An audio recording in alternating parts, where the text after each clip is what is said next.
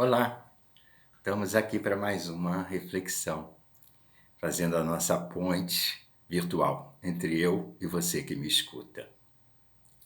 Na verdade, a nossa mente, ela sempre precisa de um simbolismo, né? De um sentido para as coisas que nós estamos passando. E eu estava tentando simbolizar e fiz uma associação entre esse recuo que nós estamos vivendo, que não é a maioria da população do planeta, mas é uma grande parte. Quem não está, está trabalhando por nós de alguma maneira, para que nós possamos manter a nossa qualidade de vida dentro do nosso microplaneta, que é a planeta Casa. Mas esse recuo que nós estamos vivendo, chamado quarentena, pode ser comparado a um Shabat excepcional. O Shabat acontece depois de quê? Depois de um tempo de atividade, né? Você até constrói o mundo como tem na Bíblia, né? O mundo foi construído e tem o dia do descanso.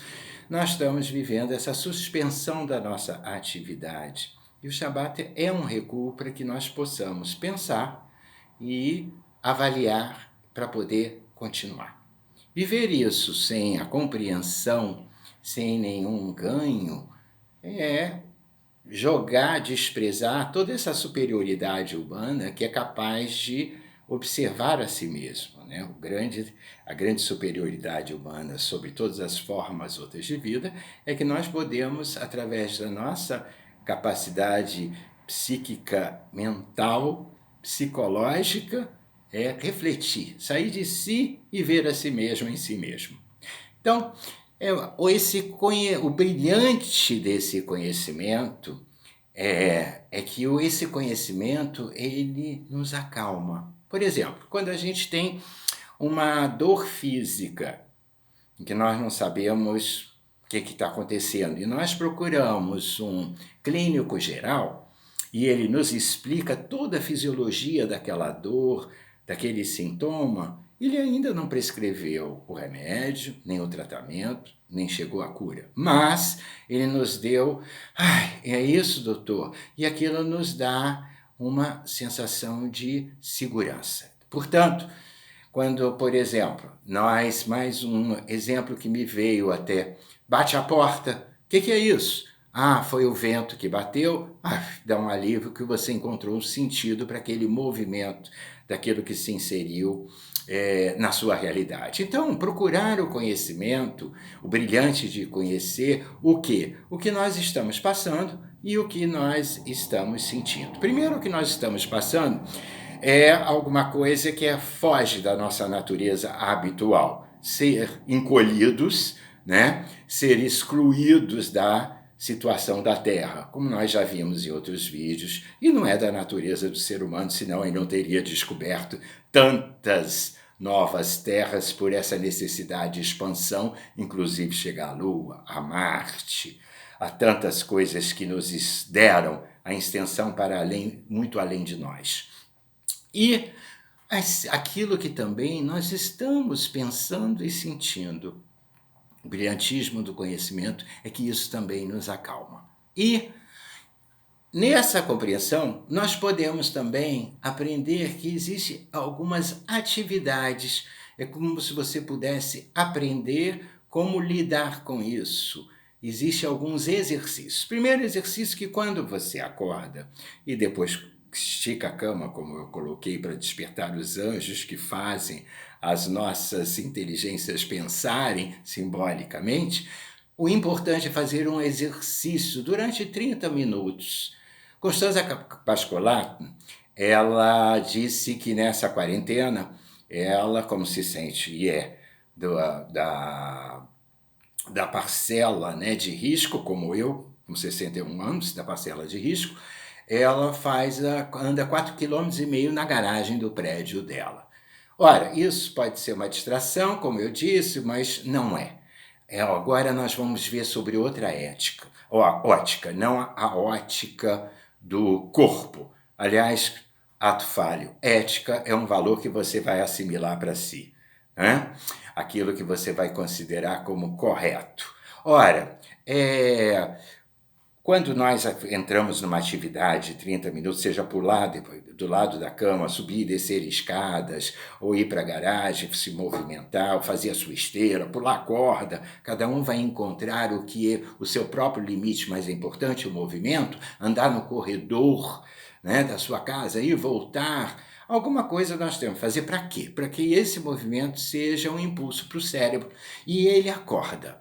Esse cérebro ele acorda e nos põe cognitivamente em ação. As sinapses elas se ativam. As sinapses ativando, os nossos hormônios ficam mais equilibrados e produzidos e mandamos uma mensagem. Nós saímos da posição horizontal, estamos na vertical da vida, na verticalidade da vida, que é na ação. Aí sim, nós estamos próprios, né, estruturados para ver essas notícias que nós temos, sem que isso envenene, sem que isso seja o quê? É um fundo de uma ansiedade. Ninguém pode acordar. É quase perverso quando nos acordam e dizem logo a seco, uma notícia atrás. Você não está pronto para aquilo. Você pode até infartar. Então, nós vamos aprender a colocar, né, aprender esse brilhantismo do conhecimento para tirar partido do melhor partido daquilo que nós somos e dos recursos que nós temos para viver bem. Aí sim é hora da gente ouvir as notícias. Mas também existe um pensamento estoico que diz: qual a utilidade de se preocupar em excesso com aquilo que você não tem controle? Também, nós não podemos também nos preocupar tanto em excesso, a vacina, a medicina, o recurso, as pesquisas que nós estamos tendo na Fiocruz, nos Estados Unidos, quando é que isso não está na nossa alçada? Precisamos saber, sim, que estão pesquisando, mas não adianta nós queremos controlar o que não está ao nosso alcance. O que nós podemos controlar é justamente a lucidez de viver e fazer o recuo daquilo que você tem controle. E o primeiro controle que te dá potência é o quê? É saber ser esse pensamento estoico. Não adianta qual a utilidade que eu tenho de me preocupar com aquilo que eu não tenho controle. Tem gente que se ocupa disso, coloca-se dentro mais coisas do que cabe no próprio corpo. Outra questão muito importante para a gente compreender é que essa paralisação, ela desperta em nós uma sensação de fome. Quem não está no movimento de toda hora beliscar alguma coisa? O que é esse beliscar? Na verdade, toda vez que você vai à geladeira buscar alguma coisa, você está buscando um prazer substitutivo. Não é fome de uma realização. Eu, por exemplo, né, eu estou me controlando muito. Por quê? Primeiro, as atividades profissionais diminuíram. Eu tenho um movimento enorme geograficamente nessa cidade. Eu vou a Botafogo, eu vou ao Leblon, eu vou a Barra, eu vou a São Conrado, eu vou a Copacabana. Isso tudo para exercer as minhas atividades profissionais, além das minhas caminhadas diárias. Então, isso tudo foi retirado desses movimentos. É lógico que o gasto calórico é menor. Eu gosto de manter no peso. Então, eu tenho um controle, não é que eu não tenha desejo. Nossa, minha boquinha nervosa às vezes fica, mas eu ponho água, ou eu tenho sim o controle sobre mim mesmo. Que prazer substitutivo é esse? Qual o ganho que eu vou ter em colocar isso? Então, você coloca até um bilhete na geladeira, né? Dá meia volta, você está procurando um prazer substitutivo. Para quê? Para que você não seja sabotador, não piore mais as situações, porque esse prazer substitutivo, ele ainda te cria um problema. Outra questão que nós pensamos, o que esse vírus nos traz, a grande ameaça desse vírus, é que ele retira o nosso oxigênio. Quando nós aprendemos a olhar a nós, né, olhar aquilo que é viral no nosso comportamento, aquilo que é viral no nosso pensamento, nós estamos colocando oxigênio do nosso olhar. simbolicamente, nós estamos o quê? Ampliando, dando clareza. Quando a gente também aprende a pensar, porque pensar, todo mundo pensa, mas pensar certo é um aprendizado.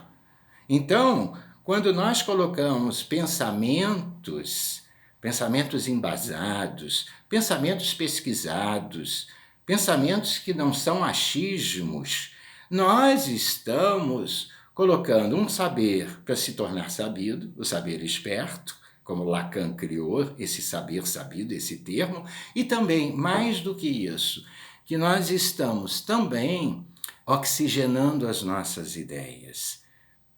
Nós tiramos o oxigênio por todo esse desenvolvimento industrial do planeta, da atmosfera.